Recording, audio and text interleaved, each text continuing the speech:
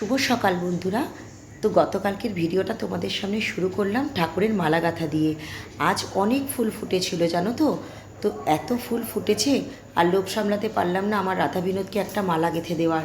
তো দেখো বসে বসে মালা গেঁথে দিলাম আর আমার রাধা বিনোদকে কত সুন্দর লাগছে।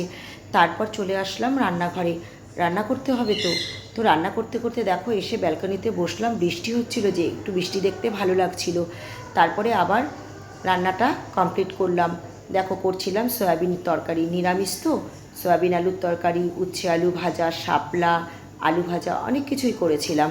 তারপরে খাওয়া দাওয়া সেরে একটু রেস্ট নিয়ে চা খেলাম।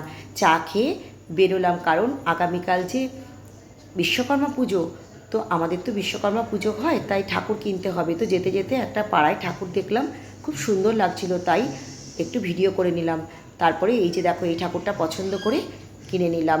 তারপর ঠাকুর কেনার পর এই যে দেখো কলা গাছ কিনলাম। তারপরে এই যে দশকর্মার বাজার করলাম, দেখো দশকর্মা সেরে তারপরে ফল কিনতে গেলাম।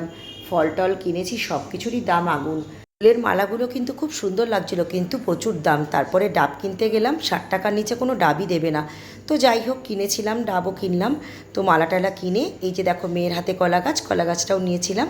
তো মালা টালা কিনে সব বাজার হাট করে চলে আসলাম পাড়া, এপাশের পাড়া দিয়ে। তো এপাশের পাড়াতেও আরেকটা ঠাকুর হয়েছিল, দেখলাম।